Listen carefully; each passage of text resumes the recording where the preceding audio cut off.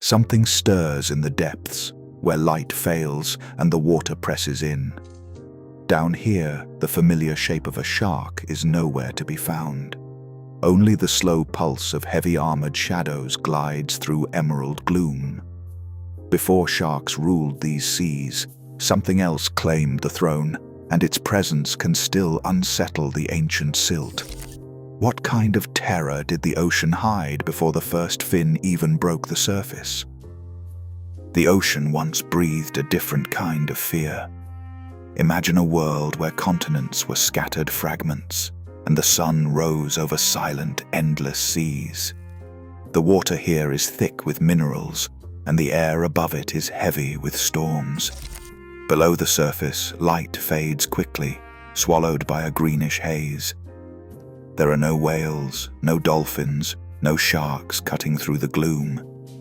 Instead, the silence is broken only by the slow drift of armored shapes, creatures built for a world far more dangerous than our own. Everywhere, the seabed is littered with the remains of ancient life. Trilobites scuttle through the silt, their shells clicking softly as they search for scraps. Giant crinoids wave in the currents, anchored to the rocks like underwater forests. Brachiopods cluster together, opening and closing their shells in the dim light. Fish, too, are here, but not the kind anyone today would recognize. Some wear thick plates of bone, others slither like shadows, and a few move with an unsettling, deliberate power.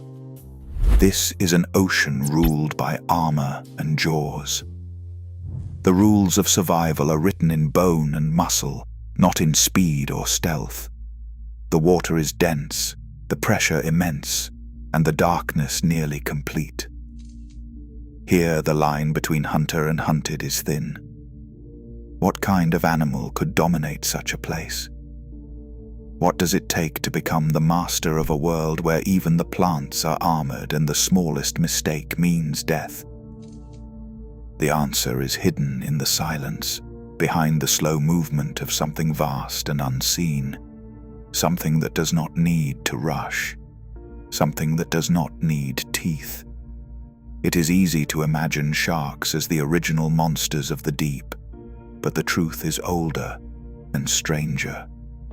In these forgotten seas, a different terror reigned, a creature that shaped the destiny of everything around it, and whose shadow still lingers in the stones beneath our feet.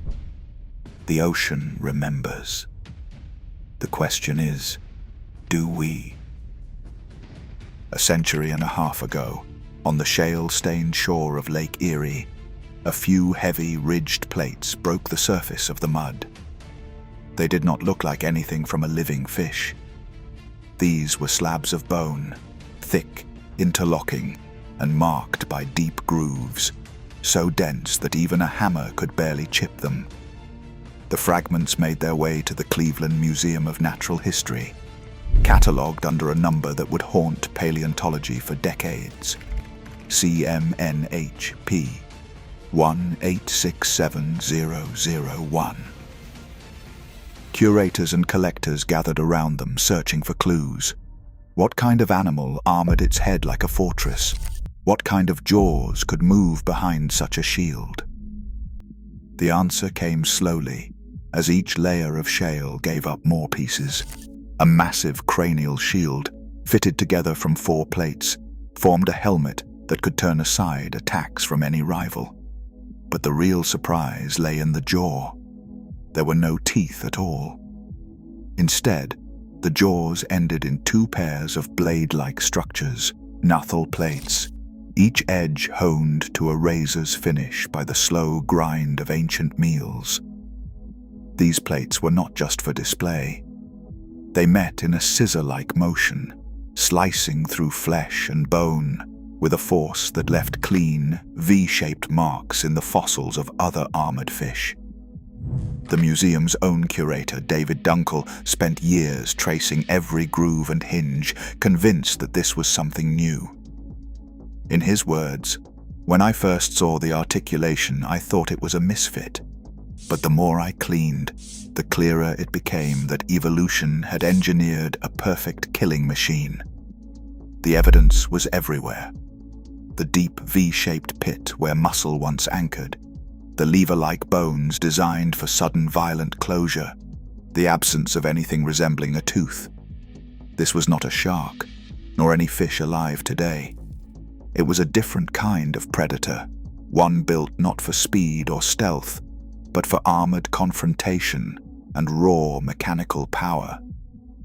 The name that finally settled on these bones was Dunkleosteus, in honor of the man who revealed its secrets. Its cast still looms in the halls of the Cleveland Museum of Natural History, a silent record of a jaw that never needed teeth. The ocean before sharks was ruled by something stranger, and in its own way, even more terrifying.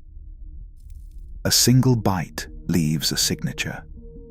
Two deep, V-shaped punctures pressed clean through the armored shell of a fish that once thought itself safe. Fossil slabs from the Devonian seabed tell this story in silence. Bones scored and split, not by teeth, but by the slicing edges of Nathal plates. The prey is not always small. Some of these marks cut through the thickest armor the ancient ocean could produce, as if bone offered no more resistance than soft clay. In one remarkable specimen, catalogued as CMNH P 1999-012, the remains of an early shark lie curled inside the fossilized gut of Dunkleosteus. Vertebrae still locked in sequence, half digested, preserved by the same silt that buried the predator. The message is clear. Dunkleosteus did not just hunt armored fish, it swallowed sharks whole. Smaller sharks like Cladidus were quick and agile, but in these waters, speed meant little against raw force. When Dunkleosteus struck, the encounter ended in seconds. One snap, and the prey was gone. Paleontologist Martin Brazeau once traced a line along a fossilized jaw, pointing out the precision of the cut. "This is not random damage," he said.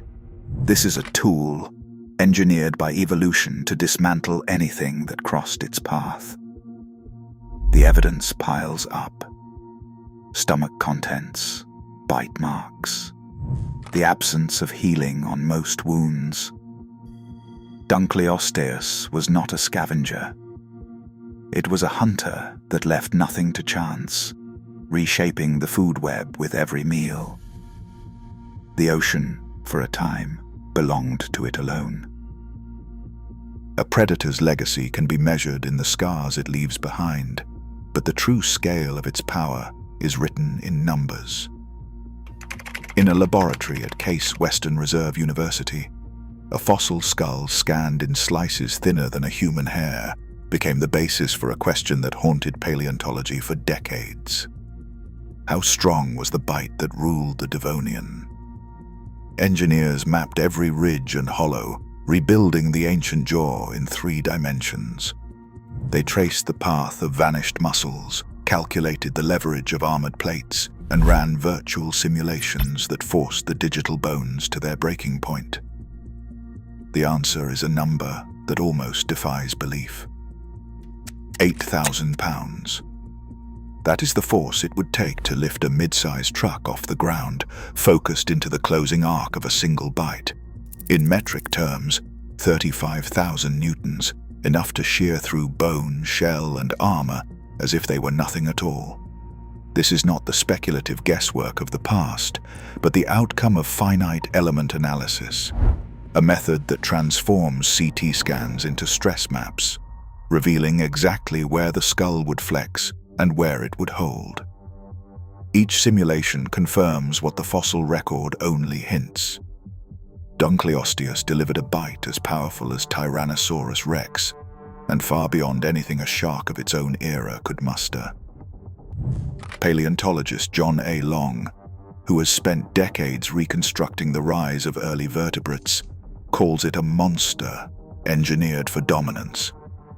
In the late Devonian, 360 million years before the present, no other jaw in the ocean came close. The numbers do not just crown Dunkleosteus as an apex predator, they redraw the boundaries of what was possible in those ancient seas. The question that lingers is not whether anything could challenge it, but why such power would ever vanish. Power shifts, but the ocean remembers. Apex predators rise, vanish, and are replaced, yet extinction is never far from dominance. Today, sharks rule, but even they are not immune to the forces that erased Dunkleosteus. In the end, every ruler of the deep answers to time.